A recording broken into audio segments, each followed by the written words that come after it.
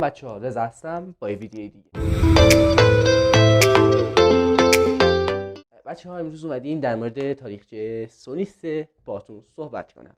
مطمئنم خیلیاتون این کنسول رو میشناسید و باش خاطرات زیادی رو دارین که داخل ایران محبوبیت حریف ایشون یعنی ایکس باکس 360 بیشتره، ولی خب بنده خودم شخصا سونی 3 رو ترجیح میدم.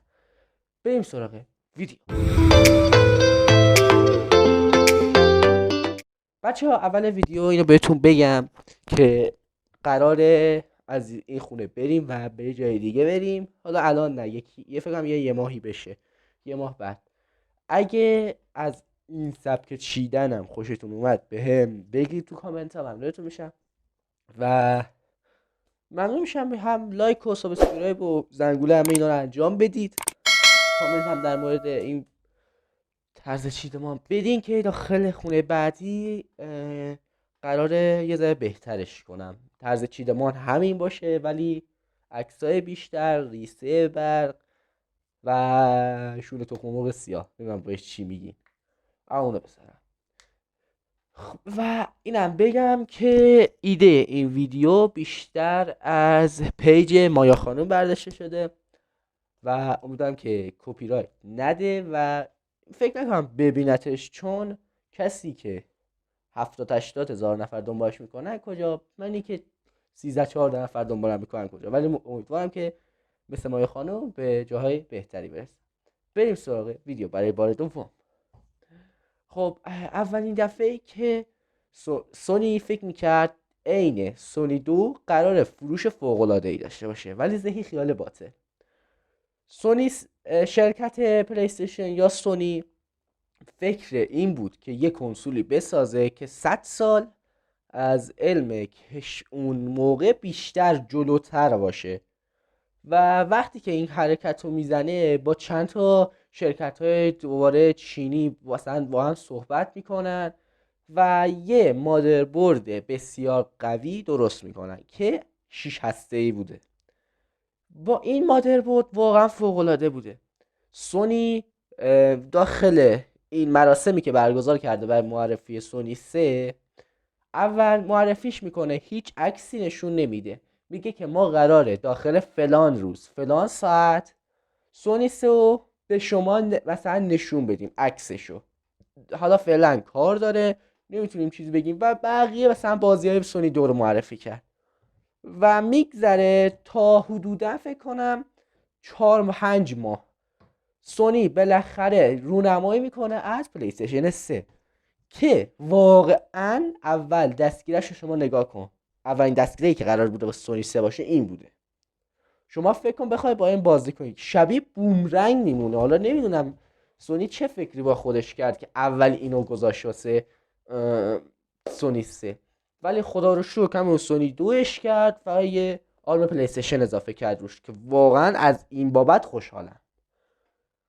و اول همه گفتن خب خیلی خوبه، مثلا خوبه دیگه، همه میخریم. میگذره تا وقتی که موقع پخش یا فروش سونی میشه، پلی استیشن میشه. وقتی که پخش میشه خیلی هیت میگیره به خاطر اول از همه سنگین بودنش. نمیدونم حالا کسایی که دارن میدونن انقدر سنگینه. خیلی ها تو یوتیوب مسخرهش میکنن. من دیدم یه پیج نگاه میکردم یارو داشت مثلا از سونی 1 تا سونی 4 موقع هنوز سونی 5 نیومده بود، سونی 4 مثلا بهمون توضیح میداد. سونی 1 اول آورد گرفت دستش گفت خوشگل، خوش مثلا دستگاهش خوشتر. سونی 2، سونی 1 اسلیم، سونی 2، سونی 3 که آمد گفتش بله این سونی گفتش شاید بچه ها ما پول ندارن واسه دمبل گرفتن، یه دونه دمبل واسه همون درست کرد 10 کیلو. واقعا خیلی سنگین بود. یکی واسه این بود، یکی اول همه فکر میکنن دستگاهش اون شکلیه یهو عوضش کرد بدون هیچ خبری، یه خورده عجیب بود واسه مردم. یکی واسه اون. بعد بازیای میدونی ایکس باکس هم که وقتی ایکس باکس 360 رو معرفی کرد کمپانی ایکس باکس، اصلا سونی اونو جدی نمیگیره، فکر نمیکرد به همچین جایگاهی برسه که الان خیلی ها سونی ایکس باکس 360 رو بیشتر از سونی دوست دارن که بیشتر کلوپیا. حالا داخل همدان اینجوریه فکر نکنم، حالا نمیدونم جاهای دیگه چطوریه، بیشتر کلوپیا به جای سونی 3 از ایکس باکس 360 استفاده میکنن و منوش واقعا فوق العاده بود. اینم بگم منوش واقعا فوق العاده بود، ولی بعضی از جاها خیلی سخت باید باش کار میکردی. من یادمه وقتی که بازی میکردم یه دونه کلوب تو همدان بود که سونی 3 داشت، اونم فکر کنم نزدیکای میدان امام بود. میرفتیم بازی میکردیم منوش، و من هر کاری که هم یاد بگیرم نتونستم، به زور و بلا حالا تو اینترنت فلان یاد گرفتم. حالا ایشالله قصد خریدم داریم پیدا کرده میخرم، یا سونی 3 میگم یا سونی 4، حالا بمونه. وقتی که این دستگاه معرفی شد بازی‌ها داخل سونی 3 خوب اجرا نمیشد به خاطر 6 هسته‌ای بودنش. بازی باید مثلا راه رفتن رو هسته اول اجرا میشد، مثلا یا راستی سونی 3 یه تکون دادن این داشت، دستگاهشو تکون میدادی مثلا یه حرکتی میزد، اون باید رو دومین هسته انجام میشد. نمیدونم مثلا واسه خوابیدن و نشستن یا سر پا شدن موقع این حرکت ها باید مثلا رو سومی هسته. به خاطر همین بازی ساختن مثلا سخت میشد. خیلی ها روی اولی مثلا واسه راه رفتن همه این کارا رو میکردن و بازی یه ذره بد روش اجرا میشد. به خاطر همین هیت زیادی گرفت و واقعا 40 گیگ به کجاش میرسید؟ شما فکر کن 40 گیگ داشتی واسه گادافواری که خودش فکر کنم چند 26 گیگ بود.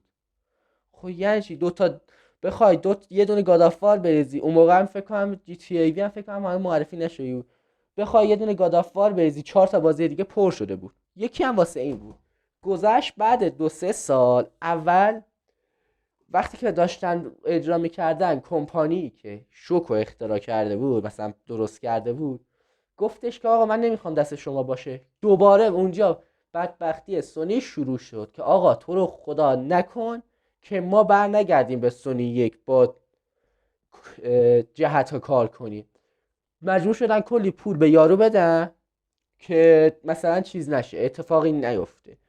سونی 3 اسلیم وقتی معرفی شد واقعا به مقدار خیلی زیادی سبک شد و دیگه قابلیت این که بازی های سونی 2 و سونی 1 رو توش اجرا کنی و نداشت. خب این میتونست واسه سونی بهتر باشه، چون یه جورایی واسه حجم کنسول اومد پایین.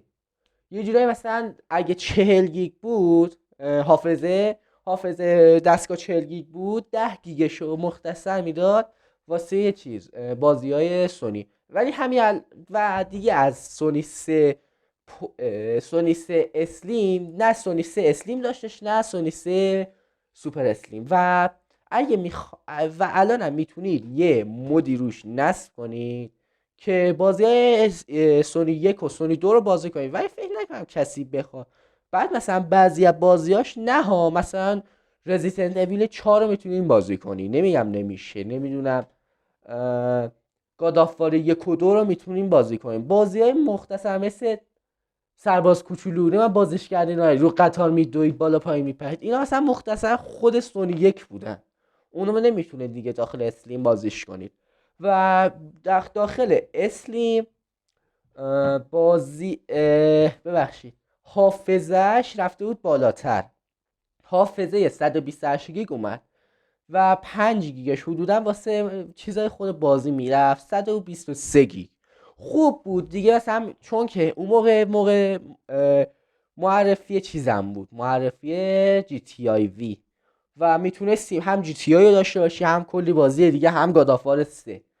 خوب بود، واقعا فوق العاده بود. و میانه هایی که هنوز اسلیم ساخته نشده بود و میخواست که مثلا معرفی بشه، ایکس باکس 360 معرفی شد. و یکی از مشکلاتی که سونی 3 داشت، شما فکر کن مثلا دقیقا یادم نی قیمتشونو، سونی 3 $100 بود، نمیدونم اما دقیقا میدونم، حالا تو کامنت ها نیاید فوش بدین. سونی 3 $100 بود، ایکس باکس 360 $50 بود. یکی از مشکلاتش این بود و به خاطر همین دیگه مردم میگفتن خب چرا باید چیزی رو بگیریم که $100 اینقدر هم هیت میگیره، پس میریم چیزی رو که $50 میگیریم هیت هم نمیگیره.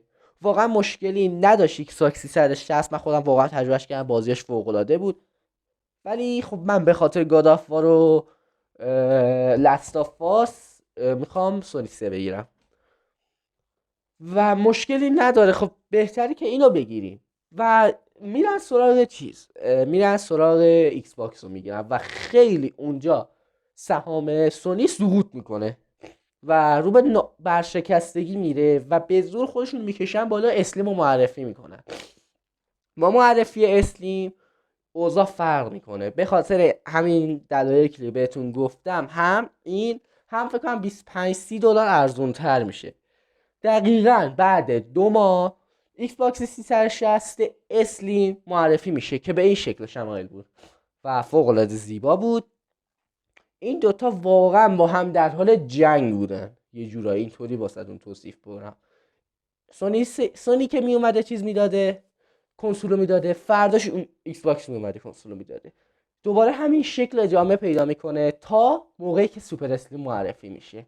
قیمت دوباره 10 دلار پایین تر میاد و این سیدیش اینطوری بازو بسته میشه. واقعا قشنگ بود، ببخشید، واقعا زیبا، خوشگل. من آبیشو فکر میکنم مایا داشت، خیلی خوشگل بود، دوست داشتم واقعا داشته باشم، ولی تو ایران تو همدان من پیداش نکردم راستیتش. اسلیم و فتش رو پیدا کردم. و وقتی که این اسلیم دیگه این آخراش 500 گیگ هم داد و سوپر اسلیم 500 گیگ هم داشتش دیگه، تقریبا شبیه اون بود. یه ذره سبکتر شده بود، یه ذره شبیه اسلیم بود، یه ذره سبکتر شده بود و این سیدیش اینطوری شده بود و این چیزش هم هنوز بود، ببخشید. و همین اتفاقا بعد فکر کنم حدوداً 2 ماه 3 ماه بعدش ایکس باکس وان معرفی کرده بود و ازش هم استفاده کرده بود. واقعا شنگه، بازیاش خیلی خوبه. و بعد اینکه سوپر اسلیم سونی 3 معرفی میشه، ایکس باکس چند ماه بعد سریع سوپر اسلیم چیزو معرفی میکنه. ایکس باکس 360 و بله کوپ وانه وانه اس نه و میره بزرگ بود. وانه اس قشنگ، وانه اس کوچیک بود، وان قشنگ اینقدر بود، خیلی بزرگ بود وان و هیت زیادی سر این گرفت. دیگه فکر نکنم چیزی مونده باشه. چیزی از قدم افتاده بود به هم بگین. دوستتون دارم خیلی زیاد. گود بچه ها، مطمئنم یادتون نرفته ولی لایک، سابسکرایب، زنگوله رو بزنید تا بریم تو 1000.